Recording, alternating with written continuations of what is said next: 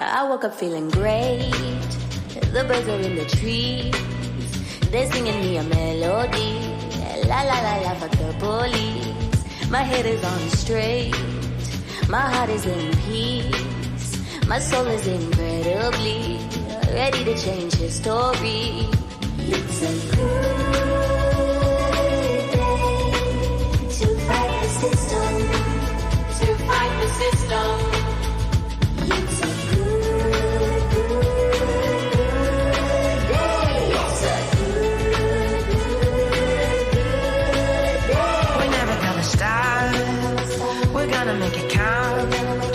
When one of us is tired out, the other one will hold it down. We're gonna spread the love. We're gonna spread it around. We're all over the city now, and we're down in the underground. Good morning, everyone. I hope you had a restful evening and are ready for another inspiring day of discussions and insights. Welcome back to day 2 of our symposium. So as we gather and more people come into the room, I just want to, I'd love to use the stage chat to get a pulse on how people are feeling about yesterday. So go into the stage chat, which is to the right of your screen. And in a few words, just share how you're feeling after yesterday. We'd love to see what you're feeling. A couple words. Everybody. For me, this work has come at a time in my life where it has become incredibly important to see that I'm enough, that I've done enough, and my journey still has potentially so many more twists and turns and pathways to impact. And connecting with older women has reminded me that life is long and can be a real period of that we can continue to make impact long throughout a long life. Oh, inspired and connected. Inspired. Everyone's inspired and connected, Ilana. Excellent. Excellent. That's what we love. So yesterday we had the opportunity to dive into some ideas and dialogues, and for me, they were pretty transformative. And one of the things that has stood out to me, and I believe to many of us, is the incredible potential and power of global convening. The diverse perspectives and collective wisdom that have been shared here have reinforced the idea that when we come together from all corners of the world, we can catalyze change in ways that are truly remarkable. And we have heard you and many others in our network calling for more convenings like this one and on a larger scale. And so I wanted to let everybody know, and some of the people who've been part of the Grandmother Collective know this, that we have been working towards, and we want to continue working towards, a global event. We've titled it the Wisdom Unleashed Conference, and it would be dedicated to grandmother changemakers everywhere. And we will be sharing more on this soon. And actually, beyond us sharing on it, we really hope that we can support to facilitate the conference, keeping in mind that the shape and the content and the form must necessarily come from this growing network. And indeed, that's the theme of the day.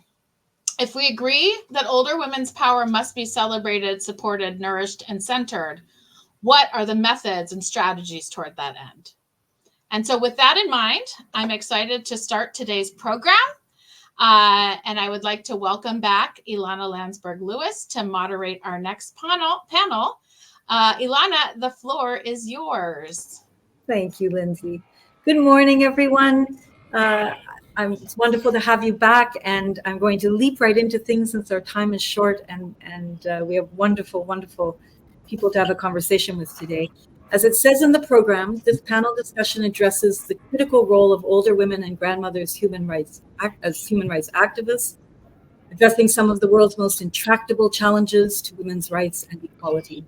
And so I have the honor and the joy to engage in a conversation with a group of women who have truly influenced the course of history for women's human rights around the world as advocates and movement builders who work with unfailing tenacity and who truly embody the elder women's wisdom and integrity that we all seek in these times.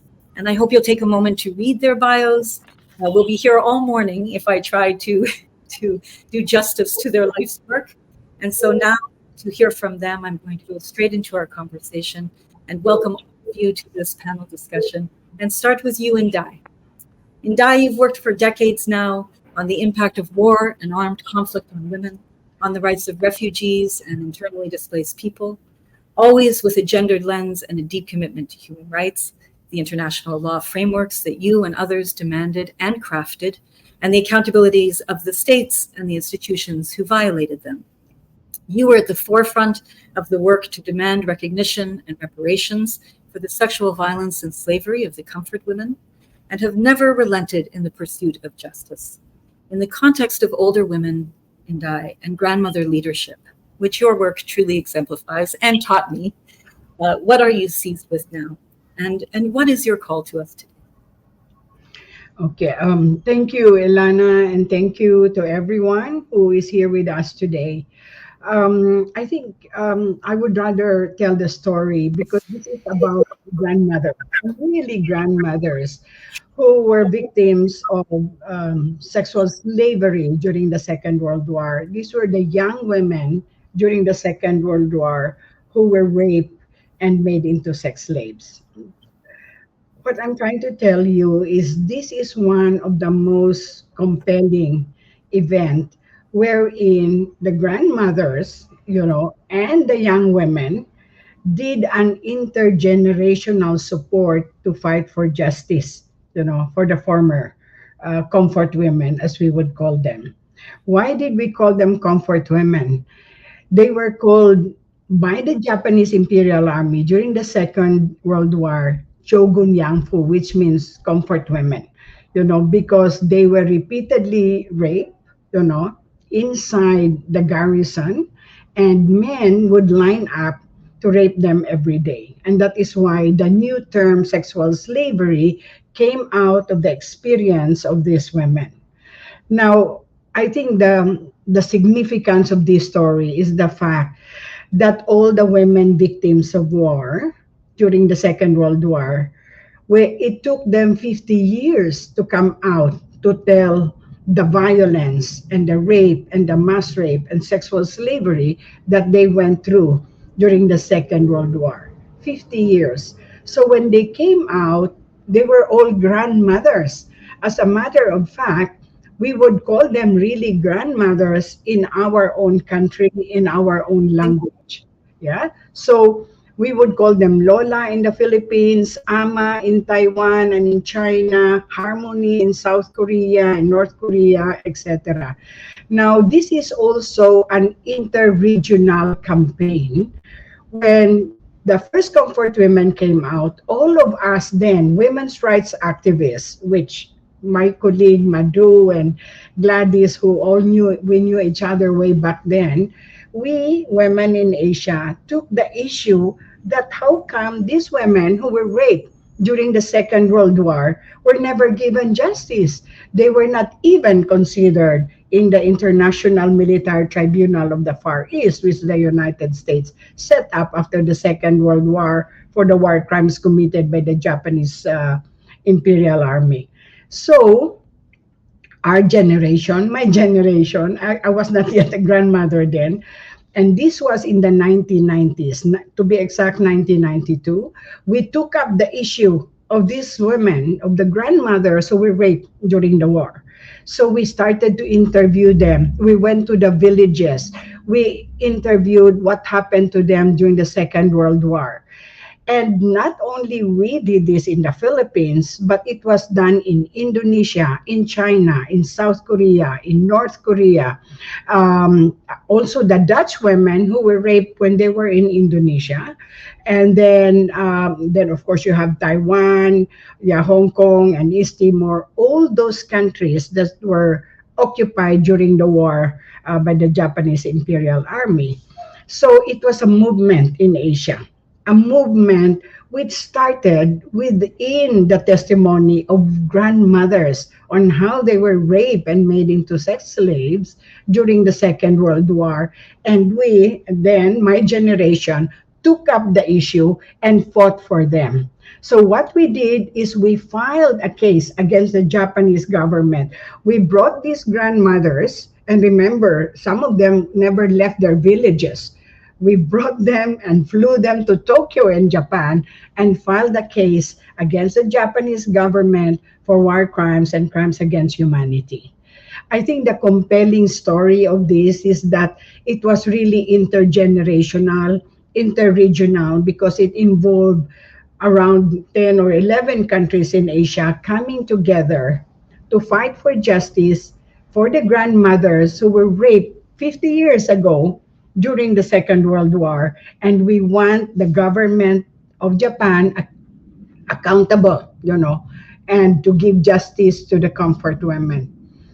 What is the lesson in this process in terms of our own advocacy, in terms of our own in fighting for justice? For once, through the testimonies of the comfort women, we redefined and put within the United Nations the issue of sexual slavery, which is now codified at the International Criminal Court. Secondly, it was really intergenerational. All the grandmothers, the harmonies from different countries coming together in Japan, yeah? All 10 countries, the comfort women in the East Timor, in Indonesia, in the Philippines, in Malaysia, in China, in North Korea, South Korea, all of these countries coming together, the grandmothers, they became heroes, in their countries. And I remembered when the first Filipino comfort women, Lola Rosa, came out, I was the one who interviewed here together with my friend and colleague and dear colleague Nelia. Yes. We interviewed her and we were really shocked why it took her 50 years. But then that was the generation that the violence done to women, they were shamed instead of the perpetrator to be shamed. And that continues till today. So what we tried to do actually was to take on the issue and said we will fight this together. Thank you, Dai. Yeah. So much more to say, and we have so little time, but I want to come back, and I'll leave some time for others, and let's come back to this when we've gone through. Give a chance of each of you to tell us your story and your thoughts. Thank you so much, Ndai. And now we move to Madhu. And Madhu, you have been involved in so many different roles in the struggle for justice, for human rights, health, and development, from working at UNIFEM when we first met as an expert on HIV and AIDS and gender to reproductive rights, and most recently, a prolific author and of feminist thought. And I know you have some serious thinking now about data-based advocacy and how it succeeded in moving the gender and rights discourse forward, and worked on the Indian census, of course, in 1991 to get women's unpaid work counted in national data and statistics. And I wonder, in the context of grandmothers and older women, how you see this critical aspect of our work. Thank you. Thank you, Ilana. As I begin to talk, a collage of images is appearing on the canvas of my memory.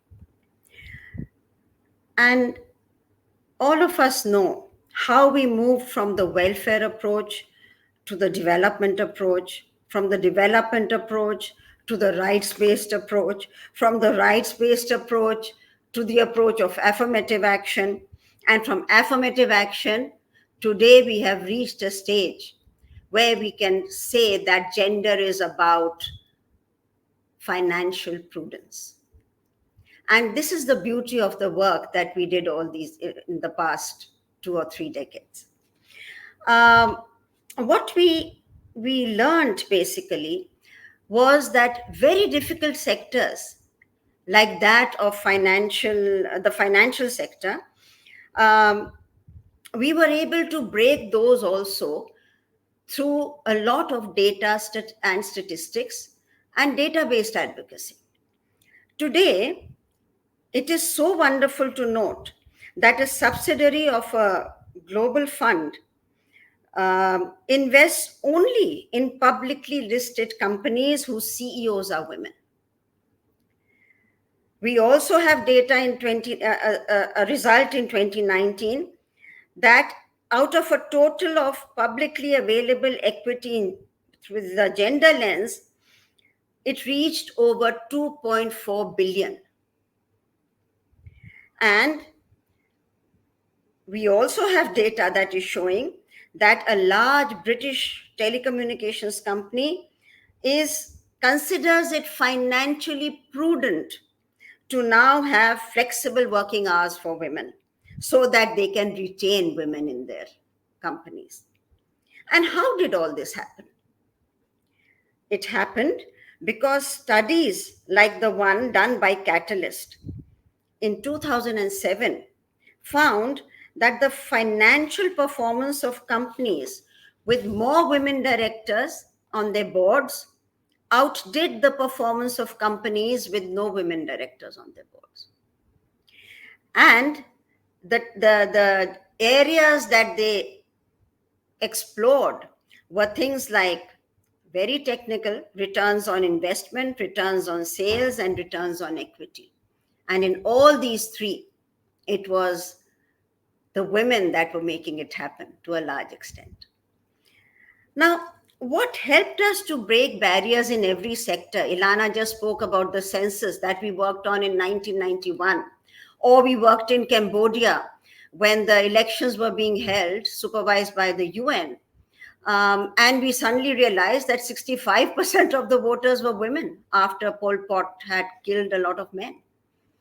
And we suddenly found that we could negotiate in making the manifestos of the election of the parties, of the campaigns, so that because we held the power of the vote. It was the women who held the power of, and it came out of just doing this analysis of the data and statistics that were available at that time.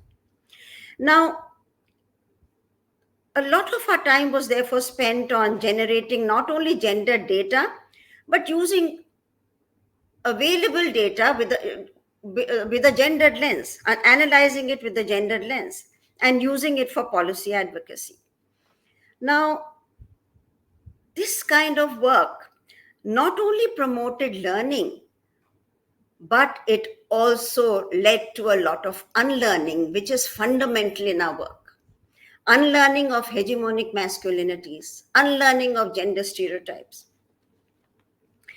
However, post-COVID, things look very different. Data collection processes have been hampered and put on the back burner in some countries because of multiple reasons, be it COVID-19, conflicts, climate change, whatever. India has had no census in 2021. And so we are using the data of 2011. And what are we then creating? We are creating a world of probabilities, not a world of possibilities that we use data for. Because data is just not available in some countries. The second thing that we are finding now is that there is a disillusionment with multilateral agencies. It was the multilateral agencies that were used to be producing a whole lot of credible data. The human development reports, they had come up. So I will quickly move. And basically what I wanted to highlight was that there is a disturbing sense of disillusionment that is coming also with the global reports that have started ranking countries, and I think it's been overdone. Because there's a sense of competition that is coming out. There is a sense of negative competition. And the refrain one hears is, data is wrong. Data is politically manipulated. Data is geopolitical, basically. And this is a rather disturbing scenario. So, given this, can we as a collective of grandmothers and older women use our work to revision and re-look at the way how we can present data? And how can we do it? Can we as a collective become affiliated to some credible research bodies? And then with our experience, move away from this ranking and disturbing way of presenting data to a more credible way. I will stop here. Yes, I will stop here, Ilana. Okay. And all that I want to say is just one line, which is that we still have the fire in the belly. We still have the power of our pen. Thank you very much. I love that last line, and I'm glad that we took a moment for you to say it. Thank you so much, Madhu. And Hendrika, we move to you now, and you have also spent decades working in many, many different unfolding contexts of crisis to improve the human condition, environmental, agricultural, from the AIDS pandemic in sub-Saharan Africa to work with rural women, to work with displaced women and refugees, often as a result of armed conflict, from Yemen to Somalia to South Sudan. As an elder leader yourself, Hendrika, can you tell us about the grandmother leaders of the front lines of these crises and what you have learned from your many experiences of older women's leadership? Thank you so much, Ilana, and I'm excited to be on this and to Madhu said we have our memories are like a film, a picture. So I have a memory of all the grandmothers that I worked with, starting with my own grandmother, Monica, who was involved in the struggle for independence in Kenya. And as a young woman in pre-colonial Kenya, she was part of the women that were brewing alcohol. And when the colonial government to tax them, they demonstrated. And in the demonstration, a young woman was killed, and she becomes the symbol from which the freedom fighters begin to fight the colonial government. And that spirit of those grandmothers reigns until today. So we see the grandmothers in Mathare Valley, starting to organize against sexual gender-based violence and creating safe spaces and learning to fight back. And it is from their work that they influence of the Sexual Offences Act in Kenya, which protects survivors and is survivor-centered. And it's exciting to see that the that actually led the task force that came up with the Sexual Offences Act and the policies and the national guidelines is Justice Effie Owuor, who is a grandmother and who was the first woman magistrate in Kenya, becomes the first justice up to now as a very sharp legal mind and has shared her expertise across the region.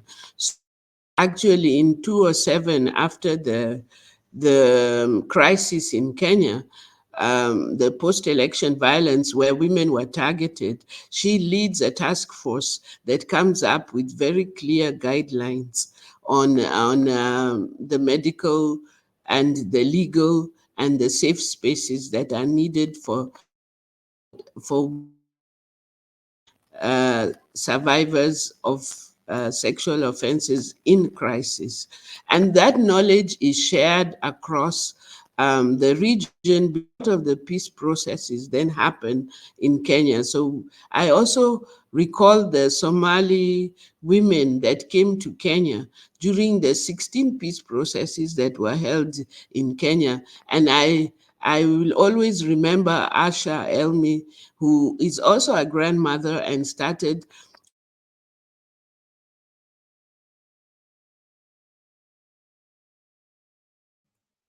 Oh, we lost you for a moment, Hendrika. I hope you can hear me.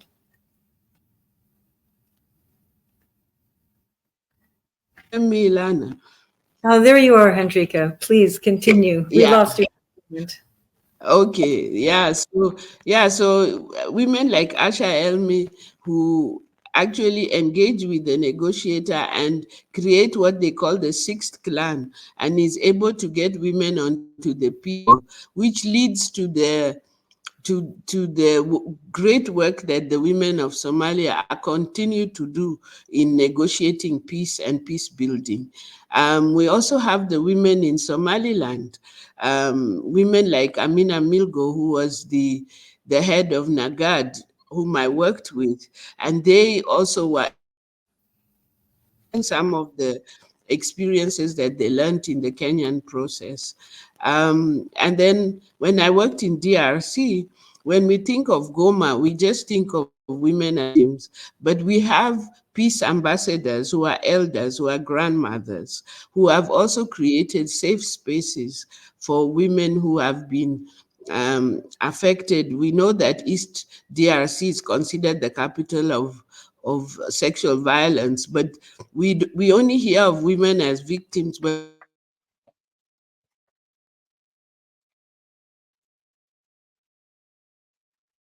I'm so sorry that we've lost you again, Hendrika. Lindsay, let's we'll move on, but we'll come back to Hendrika if we can once we've established her. Hendrika, my apologies. There's so much that you have to say, and I'm so sorry that we're not hearing all of it. But I know that there are technical people behind the scenes trying to help with the connection. So I beg everyone to be patient with us for a moment while we see if we can bring people back.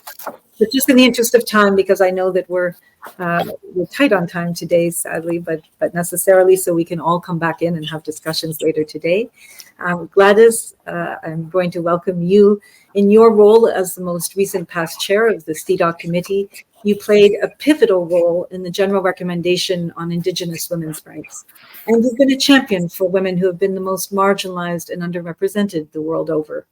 And in terms of older women's leadership and these struggles for human rights and the normative frameworks that help guide us, like the Convention on the Elimination of All Forms of Discrimination Against Women, CEDAW, how do you see older women in the struggle for the rights of the most marginalized women?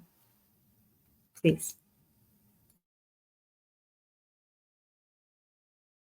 Today, and yes, in the committee I had the opportunity to focus on the situation of most vulnerable women, and of course not only indigenous women. And when I was there, I was always taking Article 14 on rural women and asking the governments about that. But at the same time, we decided that we could ask about other women with other vulnerabilities. And we always asked about the rights of older women. But you will probably know that there is a general recommendation, number 27, on the rights of older women. And this general recommendation was adopted in October 2010. And following at that moment a very strong advocacy in the UN that began with an important, very important piece of what we call soft law, the Madrid International Plan of Action on Aging and its regional implementation. This was the first moment where the rights of older women were discussed at the UN in a profound way. And of course, at that moment, the three issues were the older women in development, or older women in advancing health and well-being, and older women ensuring enable and supporting environments. This was the first way of discussing on the rights of older women. But now that we have this GR 27, and I was studying again that GR now for you, because I want to share with you that this GR, you have to read this GR. It's a beautiful GR on our rights, because I'm a grandmother too. Now, when I was young, as Indai was saying, we were in our 30s, another world. But now we are grandmothers, and then we must take care about our own rights. And this GR, first of all, the way that they explain the different layers of discrimination on older women, this is very, very important. This is really a multidimensional way of looking at discrimination. And because it's not only sex, gender, ethnic origin, it's sexual orientation, it's disability, the levels of poverty and education, and many other grounds. It's a very rich sense of what is discrimination in older women. The second thing, very important, is stereotypes. the amount of stereotypes around older women is incredible. You know, we think that young women are in living a stereotype, but older women are it's even worse in their lives. Then we can see, you know, in this article, the very important article on the Convention on Stereotypes. The third thing is the recognition before the law. And the states party have the obligation to change laws when these laws are, you know, impeding the rights of older women. And this is something that women must have the right to participate in all the social, economic, cultural life in their communities, in their regions, in their countries, you know, in their families. Well, the other thing important in this GR is the life approach, because, you know, CEDAW covers all women, but it is very different to be a girl and to be an older woman. But the life cycle is there. That's why, you know, we really need to have all the rights protected through this life cycle approach. The other thing, protection from violence and abuse. This is totally different than what is happening with older women than what happened with young women. And this is something that needs much more study because there are issues like, for example, disabilities or issues related to what happened with women in armed conflict. All the women in armed conflict suffer many things. And of course, there are the right to health, because it's a period where there are much more illness and more contact with the health structures, the right to work, on social security, the adequate housing, poverty and marginalization of all the women. But the important thing is what to do now. And I think for CEDAW, it's very important the involvement of civil society organizations, but also the voices of all the women, talking to the states and talking to the CEDAW committee. And this is something that we should include these rights on NGO reports, on the state reports, and of course, what we were talking about data. Data is a very key issue if we want to develop effective policy protecting all the women. Thank you very much. Thank you so much, Gladys. And just for those who are listening who may not be as familiar with CEDAW, when Gladys says GR, she's talking about what she said in the beginning, the general recommendations. So CEDAW, this UN convention on, it's called the Women's Convention, we use it in short, has these wonderful general recommendations, and Gladys was referring to them, and they really are worth looking at. And now we'll turn to Peggy. And if we have a little bit of time at the end, that would be wonderful. But because we have so many other things to do today, we're going to move to our final part of the conversation. Peggy, you have inspired generations of feminists and movement builders as a founding member of both the Caribbean Association for Feminist Research and DAWN, the Development Alternatives with Women for a New and in this moment, I have a couple of questions for you to close our contemplation here of the role of elder women and grandmothers in the context of the ongoing struggles for social justice and gender equality and all of the issues that Gladys, Madhu, Indai, and Hendrika have raised. And I guess first, you and I spoke a while ago about memory. And I wanted to ask you, what is the potent meaning of memory that elder women bring to social justice movements, to looking at relational, ideological, and political change over the trajectory of time? Please, Peggy. Thanks, Ilana. First, I want to say how much I enjoyed learning from the roundtables yesterday. Such a range of roles for elders, from the traditional role of caregiver and problem solver and change maker.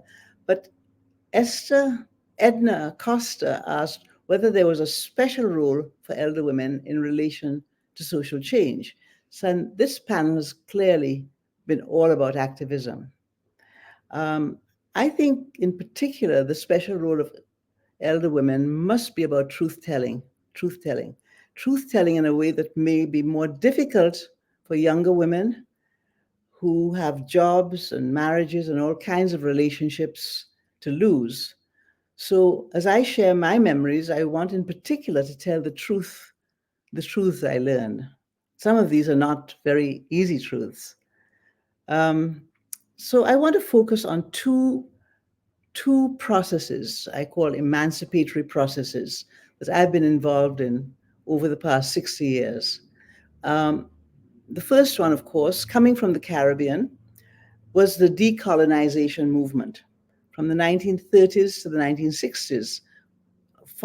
And this period of decolonization was followed by the reality of the continuing power imbalances between the small developing countries of the region and the former colonial powers, in addition, of course, to the United States. And this is what we call now neocolonialism.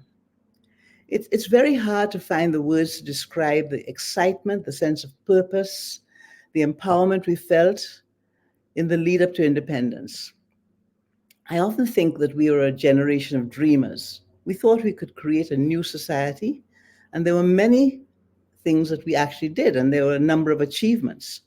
My role on the eve of independence in St. Vincent was to establish a community development department for the government of St. Vincent. And I know from working at that rural community level, I know how much can be changed at that level. But I also know that policy frameworks can undermine and destroy all of that, as it did, in fact, in the Caribbean in 1984, when all of our governments signed on to a policy framework that was actually formulated by the US Treasury. It's called the Washington Consensus. There was no consensus. It was just something that Washington decided on, and they called it a consensus, and we all continue to call it a consensus. Before that, our governments knew that social development and infrastructure was the foundation for economic growth. After that, it was all abandoned. Economic growth was put above everything else. The other emancipatory process was obviously the emergence of a global women's movement during the UN Decade for Women from 1975 to 85. And the achievements of many of the goals culminating in, of course, the Beijing Conference in 95. But that was followed by a pushback and a reversal of many of these gains. In fact, the pushback started almost immediately after Beijing. During Beijing, but certainly after Beijing. I remember that many of us didn't even want to participate in those conferences marking the anniversaries, because we knew that every time that plan of action, those forward-looking strategies were opened up, it was an opportunity for the right wing to push back. Particularly the gains on sexual and reproductive rights, as we heard yesterday. At the beginning of the decade, I established a Women's Bureau for the government of Jamaica, a very progressive government at that time. And later, I was a founding member of a network of scholar activists from the Economic South, DAWN, which I think everybody knows about. But those two experiences together taught me both the limitations of governments, because the very progressive government of Michael Manley was completely undermined, destabilized by we know who, we won't call names. And so we know that, in spite of the fact that so much was achieved during those Manley years, it was all pushed back. And I've also learned about the power of social movements. So now my belief is in social movements.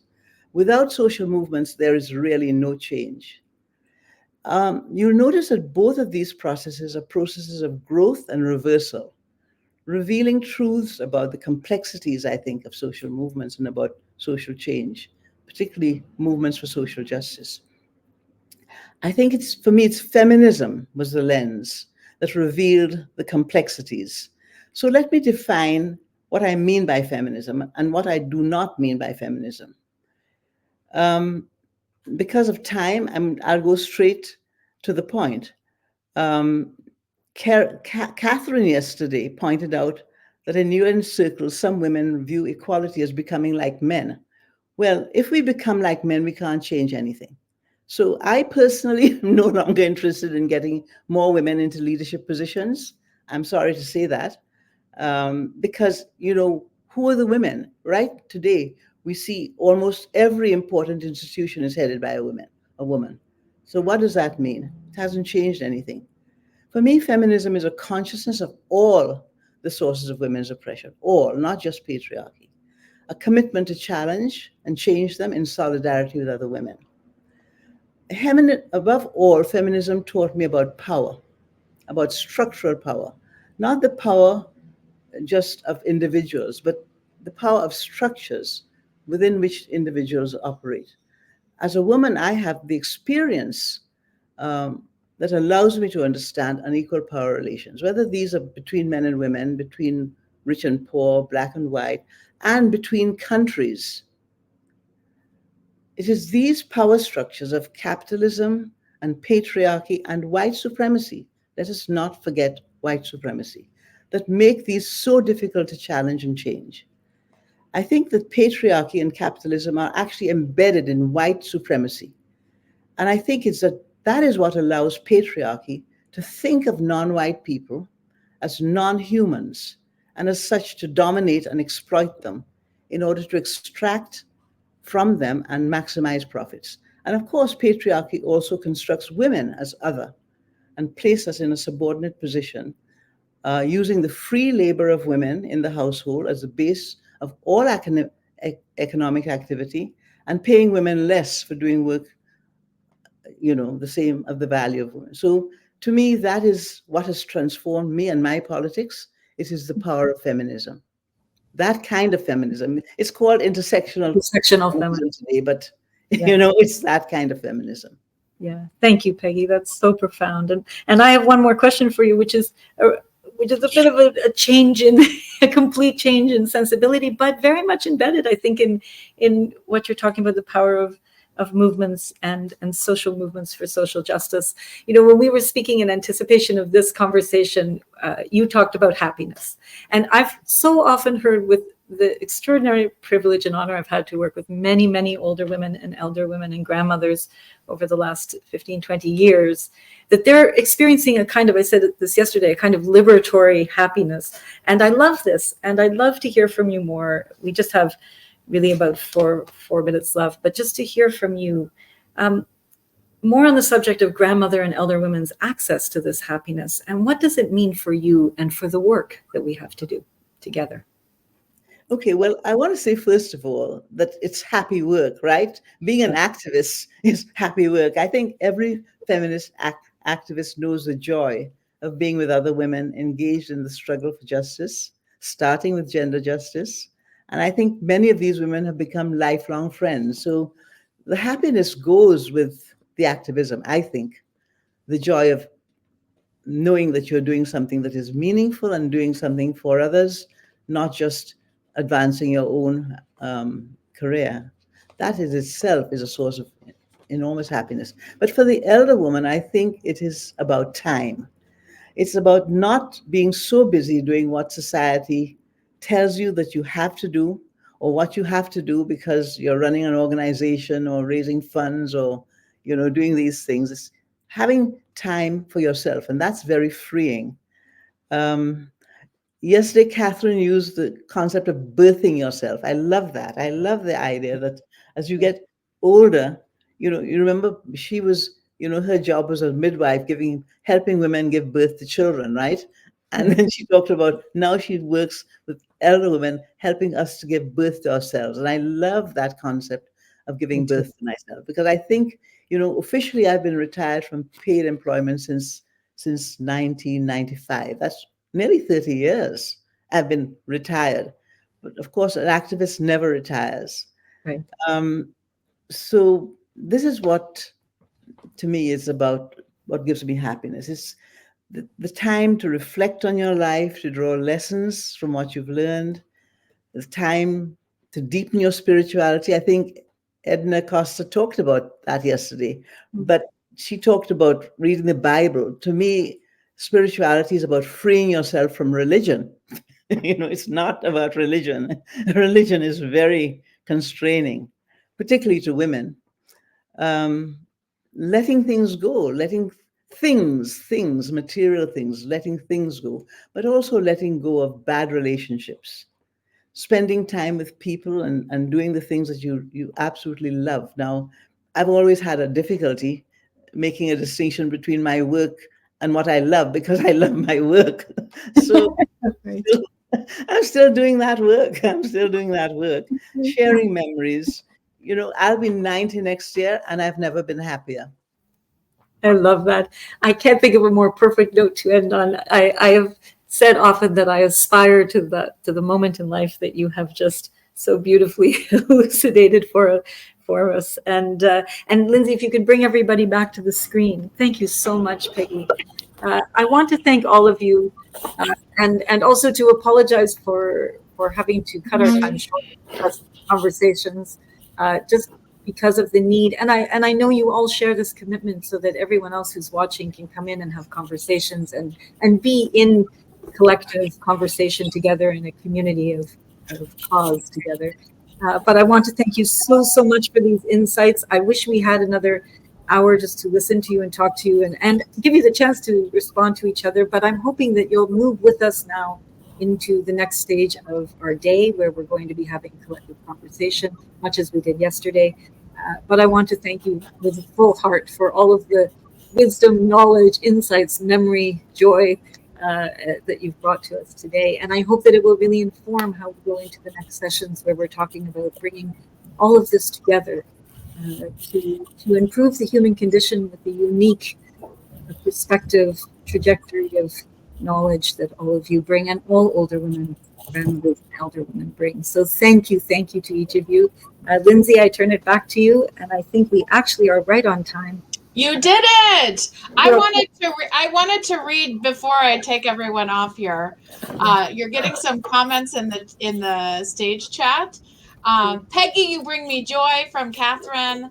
Janet O says, really appreciate this wisdom. Happiness and joy are so important. All wonderful speakers. Thank you for sharing your wisdom and your experience. Thank you. You've all touched my heart and mind. And Allison Kimmage says, an activist never retires. Inspiring.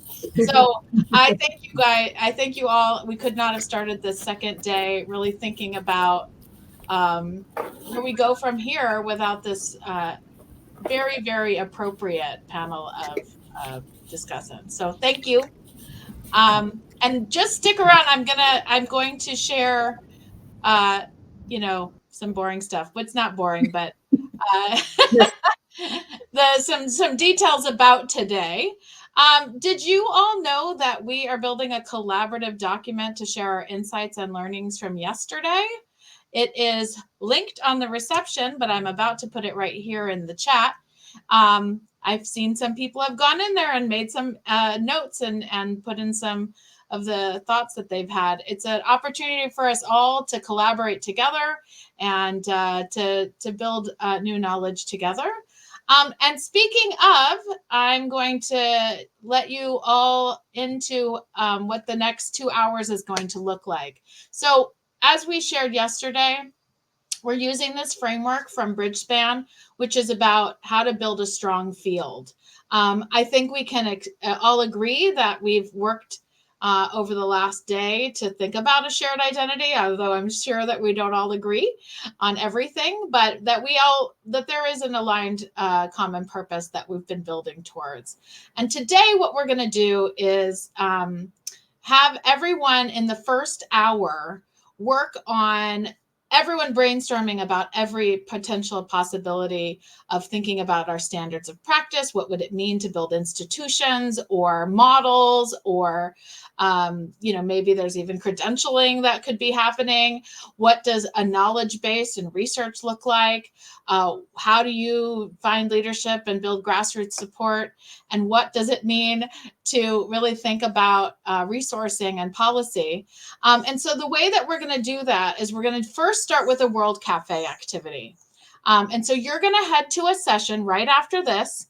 Head to a session. It will be available at 12 o'clock. So in 9 minutes. You'll head to a session and you'll find the group that you belong to. So you would go to your you'll go to the group that corresponds with the first letter of your last name. So I'm Lindsay Farrell.